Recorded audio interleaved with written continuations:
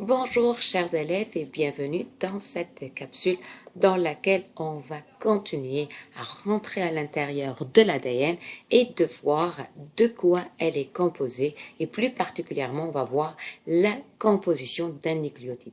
On a déjà vu auparavant que l'ADN est une succession. Ça veut dire quoi succession? C'est-à-dire c'est un assemblage de plusieurs nucléotides.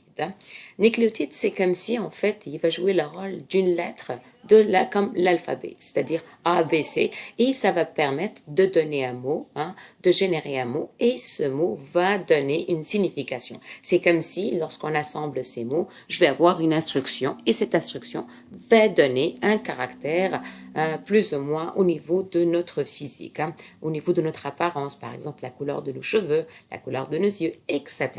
Donc, si je regarde plus en détail, un nucléotide est une molécule, et on sait qu'une molécule est un assemblage de plusieurs atomes.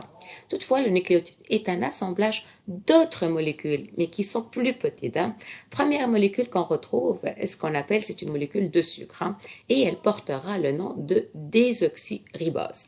Donc, ribose pour dire que c'est un sucre simple, désoxy. Pourquoi désoxy? Parce qu'il lui manque un atome d'oxygène et un atome d'hydrogène.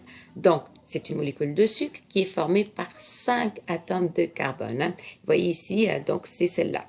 Par la suite, je retrouve un groupement phosphate et le phosphate, c'est le symbole le P parce qu'au centre, c'est un atome de phosphore et c'est lui qui va nous générer l'énergie qu'on a besoin. Par la suite, on aura ce qu'on appelle une base azotée. Cette base azotée, il y en a 4 types. Il y a l'adénine, son symbole c'est la lettre A.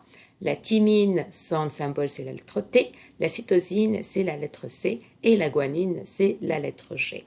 Donc, ces nucléotides, ils vont faire comme ça. Vous voyez tantôt, c'est une succession. Ils vont s'assembler l'un après l'autre.